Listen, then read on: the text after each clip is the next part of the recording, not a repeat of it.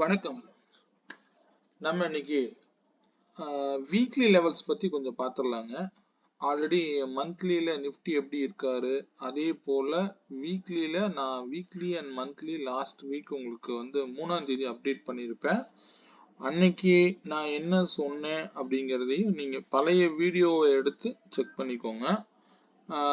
First of all நம்ம இது வந்து மந்த்லியில பார்த்துடலாங்க. மந்த்லியில நிஃப்டி இன்னும் புல்லிஷ் மோட்ல தான் இருக்கு அப்படிங்கிறது இங்க தெளிவா தெரியுது. நான் எப்பவும் சொல்லுவேன், இந்த எல்லோ கலர் லைனுக்கு மேல இருக்கிற வரைக்கும் மார்க்கெட் அப்சைட்ல தான் நம்ம பார்க்கணும் அப்படின்னு.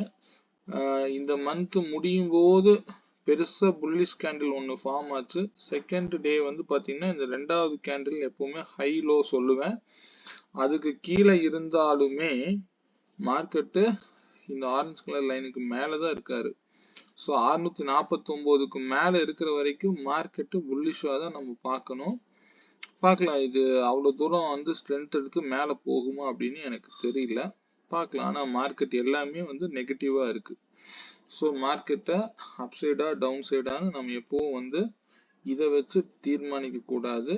வேல்யூஸோட நீங்க பார்க்கணுங்கிறது தான் நான் சொல்லுவேன்.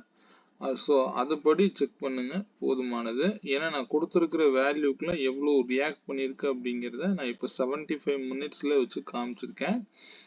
எவ்வளோ அழகா போகுது வருது அப்படிங்கிறத நீங்களே தெரிஞ்சுக்குவீங்க. சரிங்களா? அந்த வேல்யூஸ் வேணும்னா நீங்கள் நோட் பண்ணி வச்சுக்கோங்க, மார்க் பண்ணிக்கோங்க. மார்க்கெட்டை வந்து இந்த இடம் வந்தால் எவ்வளோ அழகா போகுது, அடுத்தது இங்கே வந்தால் சப்போர்ட் எப்படி எடுக்குது, ஸோ இதெல்லாம் ஏன் நடக்குது அப்படிங்கிறத நீங்கள் தெரிஞ்சுக்கோங்க. இந்த வேல்யூஸ் வேணும் அப்படிங்கிறவங்க நீங்கள் நோட் பண்ணி வச்சுக்கோங்க. நான் திருப்பி எகெயின் வந்து டே கேண்டில் வைக்கிறேன். ஏன்னா அது மார்க்கெட்டை அவ்வளோ ரிஃப்ளெக்ட் பண்ணும் அப்படிங்கிறது தான் உண்மைங்க. சரிங்களா? அதை நீங்கள் வந்து 24,550 அப்படிங்கிற விலை நல்ல சப்போர்ட் எடுத்திருக்காரு. ஸோ பார்த்துக்கோங்க. இதெல்லாம் நீங்க ஏன் நடக்குது அப்படின்னு நீங்க வேணும் அப்படின்னா அதை நோட் பண்ணி வச்சுக்கோங்க.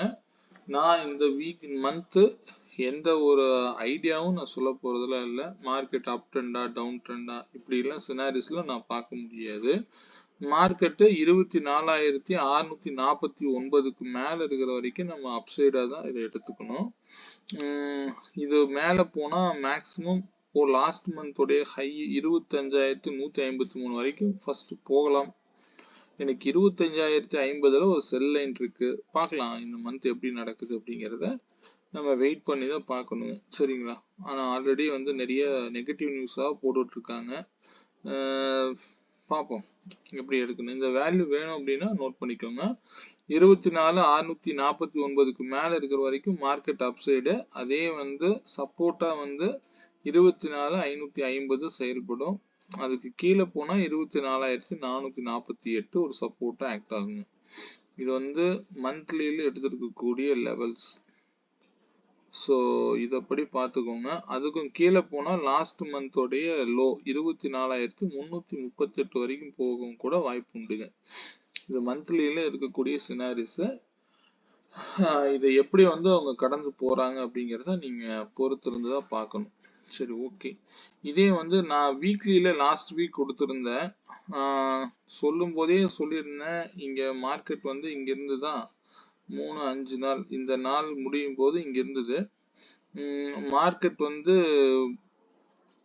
கேப் அப் ஆக வாய்ப்பு உண்டுன்னு சொன்னேன். ஆனா அன்னைக்கு மார்க்கெட் ஃபுல்லா வந்து இதுலயே கொண்டு போயிட்டாங்க. ஒன்றும் பெருசா கேப் அப் கொண்டு வரலைனாலும் வேல்யூஸோடவே மூவ் பண்ணிட்டாங்க. செப்டம்பர் 1ஆம் தேதி ஆக்சுவலா வந்து பாத்தீங்கன்னா கீழே இறங்கி தான் மேலே ஏற்றிருக்காங்க. ஸோ நியூட்ரலாக ஓப்பன் ஆகி மார்க்கெட்டு அப்சைடு போயிருந்தது. போன மார்க்கெட்டு திருப்பி எகெயின் வந்து இந்த இடம் ஆரஞ்சு கலர் லைனில் வந்து ரொம்ப நேரம் ஸ்ட்ரகிள் ஆகி நின்றுட்டே இருந்திருக்காங்க. நின்ன மார்க்கெட்டு ஃப்ரைடே கூட பாருங்க எவ்வளோ கேப் அப்பாகவும் ஓப்பன் ஆச்சு. அப்படி ஓப்பன் ஆகியுமே அங்கே பெருசாக ரிஃப்ளெக்ஷன்னா சொல்ல முடியல. நான் போன வீக்கே நான் சொல்லியிருப்பேன், 25,257 வரைக்கும் செல் ஆக காமிக்குது. அவ்வளவு தூரம் போக வாய்ப்பு இல்லைங்க. 25,022 வேணா போகலாம் அப்படின்னு சொல்லியிருந்தேன். இது நியரஸ்ட் 24,980 வரைக்கும் கேப் அப்ல போன மார்க்கெட்டு திருப்பி சஸ்டெயின் ஆகாம கீழே வந்துட்டாரு. வந்த மார்க்கெட்டு அந்த ஆரஞ்சு கலர் லைன்ல ரீடெஸ்ட் எடுத்திருக்கிறதா மட்டும்தான் நம்ம எடுத்துக்கணும். இந்த வீக் இதோட இந்த டேட்டா முடிஞ்சுதுங்க, இன்வேலிடு. ஸோ லாஸ்ட் வீக் நம்ம போட்ட ரிப்போர்ட் படி என்ன நடந்திருக்கு அப்படிங்கிறது தான் இந்த ரிப்போர்ட் காமிக்குது. சரிங்களா? இதை நீங்க போஸ்ட் மார்க்கெட்டாக தான் நீங்க கருதணும். இந்த வேல்யூஸ் எதுவும் வந்து இந்த வீக் பிரதிபலிக்காது. நல்லா நோட் பண்ணிக்கோங்க. இது லாஸ்ட் வீக்குடைய நடந்து முடிந்த டேட்டாவே தவிர வரக்கூடிய வாரம் எப்படி இருக்கலாம் அப்படிங்கிறத நான் இப்போ காமிக்கிறேன், பார்த்துக்கலாம். அதில் பார்த்துக்கலாங்க. மந்த்லி டேட்டா மட்டும் நீங்கள் நோட் பண்ணுறதா நோட் பண்ணி வச்சுக்கோங்க. இது மந்த்லி டேட்டா, உங்களுக்கு தேவைப்படுறவங்க இந்த வேல்யூ எடுத்துக்கோங்க. 649க்கு மேலே இருக்கிற வரைக்கும் மார்க்கெட்டு அப்சைடு தாங்க.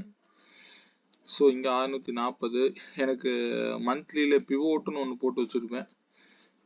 அவர் இங்கே மந்த்லி பிவோட்டும் 642 மந்த்லியில். ஸோ இது எல்லாம் வந்து ரொம்ப, இந்த லைன்ஸ் வந்து மண்டே மார்க்கெட்டுக்கு யூஸ் ஆகுங்க. இந்த ஆரஞ்சு கலர் லைனுங்கிறது மண்டே மார்க்கெட்டுடைய ரேஞ்சுங்கிறது 24,878 டு 632 இருக்கலாம். சரி, நோட் பண்ணிக்கோங்க. அப்புறம் இப்போ வந்து பார்த்தீங்கன்னா இது வந்து கம்மிங் வீக்குடைய டேட்டாங்க. இதுதான் வரக்கூடிய வாரத்தினுடைய டேட்டா. இப்போ மார்க்கெட்டு இந்த டேட்டா என்ன சொல்லுதுன்னா, அதிகபட்சம் மார்க்கெட்டு அப்சைடு போற மாதிரி இருந்தால் 25,190 வரைக்கும் போற மாதிரி காமிக்குதுங்க. இதுவே டவுன் சைடு வந்தால் 24,223 வரைக்கும் போற மாதிரி காமிக்கிறாங்க. பார்ப்போம், ரியல் மார்க்கெட்ல நம்ம வந்து அதை மீட் பண்ணிக்கலாம். வேல்யூஸ் நோட் பண்றதுன்னா நோட் பண்ணிக்கோங்க. இந்த வீக் அப்படி அப்சைடு போற மாதிரி இருந்தால் 844 அப்படிங்கிற வேல்யூவை நல்ல பிரேக் அவுட் கொடுத்தாங்க அப்படின்னா 980, அதாவது லாஸ்ட் வீக்கோட ஹையை பிரேக் அவுட் கொடுத்து மேலே போகலாம். அப்படி போனா 25,050 ஃபர்ஸ்ட் டார்கெட்டா இருக்குங்க. சரிங்களா? அப்சைடு பிரேக் அவுட்டுங்கிறது. அதுவே வந்து பிரேக் டவுன் ஆகுறாரு அப்படின்னா 24,642 வால்யூமோட பிரேக் டவுன் ஆச்சுன்னா 24,575 நோக்கி போகலாம். அதையும் உடைக்கும் போது 24,506 வரைக்கும் வருவாரு. அதுக்கு கீழே போனா 24,432ல ஒரு நல்ல சப்போர்ட். அதுதான் வந்து மந்த்லியில 338 தான் லோவா இருந்திருப்பாரு. ஓகே, ஸோ அது வந்து வரும்போது வேல்யூ வரும்போது பார்த்துக்கலாங்க. இந்த வேல்யூஸும் நோட் பண்ணிக்கோங்க. அதிகபட்சம் இந்த வீக் போனா கீழே இறங்குனா 24,223 வரைக்கும் போகலாங்க. ஸோ இந்த வேல்யூஸா இந்த பொசிஷனலா யாராவது ட்ரேட் பண்றீங்க அப்படின்னா நோட் பண்ணி வச்சுக்கோங்க. பட் நம்ம ஆப்ஷன் பையர், இதனுடைய அனாலிசிஸ் மட்டும்தான் நான் இங்க கொடுக்க வரேன். சரிங்களா? இந்த வீக் எப்படி இருக்கலாம் அப்படிங்கிறத மட்டும்தான் நம்ம பார்க்குறோம். இதே வந்து இதை பேஸ் பண்ணி டெக்னிக்கல் அனாலிசிஸ்லயும் நம்ம எப்படி இதை பார்க்கணும் அப்படின்னு பார்க்கலாம்.